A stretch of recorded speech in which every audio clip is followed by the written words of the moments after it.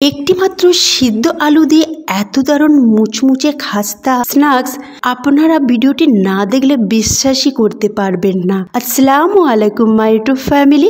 দেশ বা দেশের বাইরে যে যেখানে আছেন সকলকে আমার সালাম। সকলে সুস্থ থাকুন, ভালো থাকুন আর নেক পথে চলুন, এই দোয়াই করি আল্লাহ পাকের কাছে। আর আপনারাও আমাদের জন্য দোয়া করবেন, আমরা যেন সুস্থ সবল থাকতে পারি আর নেক পথে চলতে পারি। ফ্রেন্ডস, একেবারে মুচমুচে খাস্তা সিদ্ধ আলু একটা স্ন্যাক্স রেসিপি নিয়ে এসেছি। মাত্র কয়েকটি উপকরণ দিয়ে মাত্র 5 মিনিটে বানাতে পারবেন। আর ইফতারিতে যদি এই রকম মুচমুচে খাস্তা স্ন্যাক্স পাওয়া যায় তাহলে বাচ্চারাও খুবই খুশি আর আপনাদেরও খুবই ভালো লাগবে। চলুন শুরু করি। বিসমিল্লাহির রহমানির রহিম। একটি মাঝারি সাইজের আলুকে আমি সিদ্ধ করে নিয়েছি। এবার খোসাটাকে ছাড়িয়ে নিচ্ছি।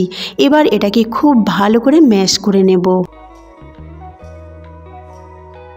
যেন আলুর মধ্যে কোনো প্রকার গুটলি না থাকে সেই রকম ভাবে ম্যাশটা করবেন। তবে হাতের সাহায্য আপনারা করতে পারেন, তবে একটু হালকা গরম থাকলে ম্যাশটা করবেন, তাতে ভালোভাবে এটা ম্যাশ হবে।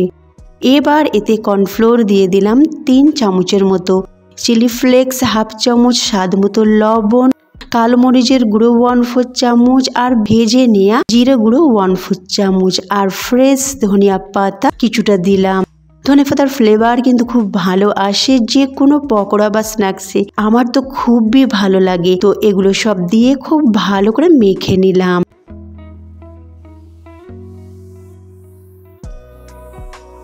এবার এখানে আমি চিড়ে নেব, যেটা দেওয়ার দরুন এই আলুর স্ন্যাক্সটি খুবই মুচমুচে হবে।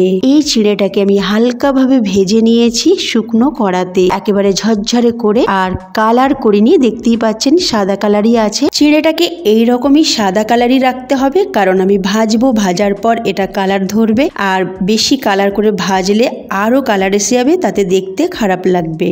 এবার আমি ওই আলু মাখা থেকে কিছুটা নিয়ে নিলাম আর গোল করে নিলাম। আপনারা যেরকম সাইজ করবেন সেরকম নেবেন, তবে আমি ছোট্ট ছোট সাইজ করছি, সেই জন্য আমি কম মাত্রায় নিলাম। আর এবার ভেজে রাখা চিড়ের মধ্যে কোটিং করে নিলাম।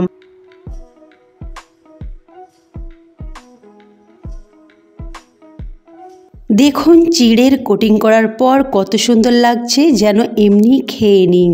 আর একটা আমি বানাচ্ছি ওইভাবেই।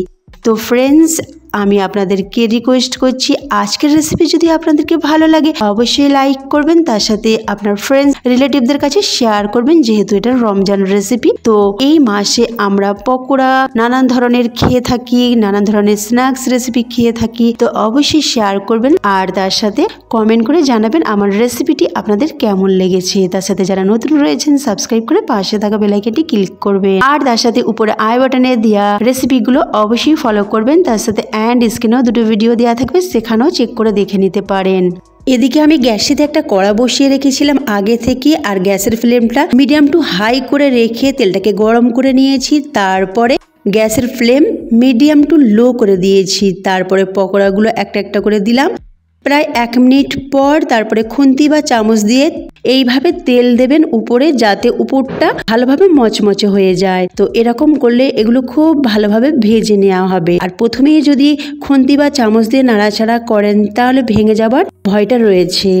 তো এটাকে কিছুক্ষণ ধরে এইভাবেই ভাজতে হবে। যত টাইম ধরে এটাকে ভাজবেন ততই এটা মচমচে খাস্তা হবে। আর এটা ঠান্ডা হবার পরও মুচমুচে খাস্তা থাকে, এতটাই এটা মজাদার একটা স্ন্যাক্স। তো ফ্রেন্ডস, আজকের রেসিপি যদি ভালো লাগে অবশ্যই আমাকে লাইক করবেন, তার সাথে শেয়ার কমেন্ট করতে ভুলবেন না। এবার আপনাদেরকে আমি আওয়াজ শুনিয়ে দেখাবো, আপনারা একটু ভালো করে লক্ষ্য করুন।